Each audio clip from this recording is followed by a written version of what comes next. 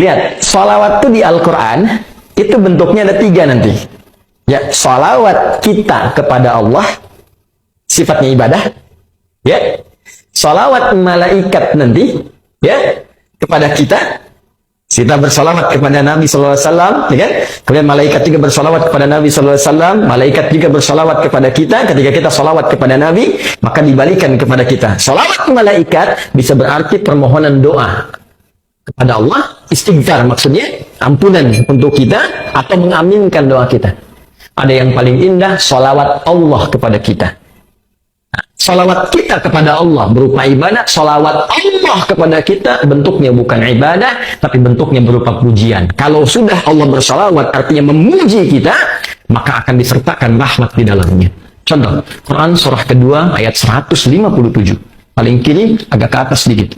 Quran surah 2 ayat 157.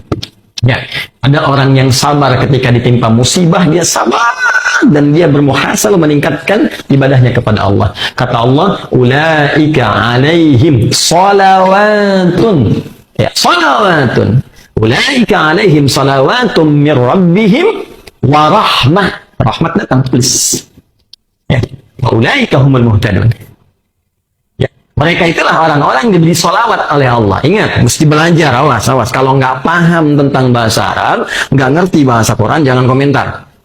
Nah, jangan Anda katakan, ini orang Islam masih butuh salawat dari Allah. Bukan butuh salawat. Anda yang tidak mengerti. Jangan sampai ketidakmengertian kita harus menuduh orang lain, apalagi merendahkan Sang Pencipta. Ya, kalau nggak paham belajar. Nah, kembalikan. Ya, mohon maaf, kita kembalikan. Baik. Jadi kalau salawat kita kepada Allah sifatnya ibadah, salawat Allah kepada kita sifatnya pujian. Ada orang-orang yang dipuji oleh Allah. Ulaika alaihim salawatun min rabbihim. Ketika Allah memuji, wa rahmat turun. Kalau sudah rahmat, luas malaikat. Bisa ampunan dari semua dosa. Jadi kalau orang sudah dosanya sudah israf, sudah berlebihan. Wah, kalau israf itu begini. Kalau Anda kondangan, ada prasmanan, makan sekali. Nah, kalau yang israf itu ngantri lagi 10 kali ngantri lagi. Nah, itu israf. Ada orang berbuat dosa israf. Jadi kalau belum ngerjain dosa, kayaknya belum lengkap. Si fulan udah maling tuh. Saya juga bisa. Langsung maling. Apa yang orang kerjakan dia belum, akan selalu dia kerjakan israf lebih. Bahkan pada orang seperti itu pun, kalau sudah mendapatkan rahmat Allah, maka menghunjam hidayah dalam dirinya, terampuni dosa-dosanya, dan berpeluang sangat dekat dengan Allah Subhanahu wa Ta'ala. Karena itulah ketika Allah ingin mengampuni dosa orang israf, yang disampaikan bukan kalimat ghafir seperti Quran surah Mu'min ayat ketiga itu, bukan ghafar seperti Nuh ayat 10 itu, bukan ghafur tapi kalimatnya rahmah dengan sifat rahimnya. Quran surah 39 ayat 53. Qul ya ibadiyalladzina asrafu ala anfusihim. Katakan Muhammad SAW pada hamba-hambaku yang israf dalam dosanya. La taqnatu min rahmatillah. Ya, rahmat bersanding dengan kemudahan rizki, rahmat bersanding dengan ketenangan jiwa, rahmat bersanding dengan ampunan, rahmat bersanding dengan kebahagiaan. Jadi kalau orang sudah dipuji oleh Allah, maka terkumpul rahmat dalam dirinya. Siapa di antara mereka? Nih, alladzina yu'minun. Ya, orang-orang yang suka meningkatkan imannya kepada Allah, gemar berlatih amal soleh, maka dapat pujian dia. Karena itu orang yang betul solehnya, beramalnya benar, rahmat Allah melekat dalam dirinya. Nggak ada beda antara suka dan duka. Suka dia bersyukur, duka dia bersabar. Semuanya ibadah. Masya Allah. Dan indah.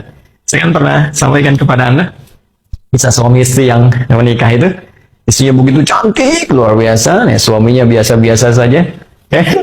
Tapi keadaan di rumah tangganya indah gitu kan. Sekali istrinya dandan, ya Masya Allah, cantik, rapi, luar biasa. Terus suami kemudian tiba-tiba melihat, wajah tak berpaling, mata tak berkedip. Istri bertanya, Zawji mabika, sayang, kenapa kamu?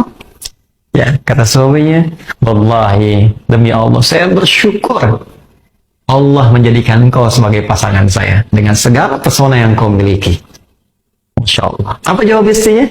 Alhamdulillah zawji, yakunna fil jannah. Alhamdulillah sayang, kita semua insya Allah akan ada di surga.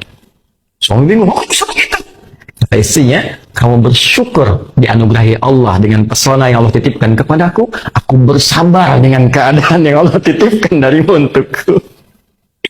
Tapi tidak ribut, nggak ada perang dunia ketiga, nggak ada lempar piring. Yang terjadi malah ya satu kenikmatan sinergi yang sangat luar biasa. Itu kalau Allah sedang memberikan rahmat dalam kehidupan, apalagi di rumah tangga dan Anda butuh itu. Bukankah samara salah satunya rahmat? Ya, sakinah, mawaddah dan rahmat. Nih, Anda.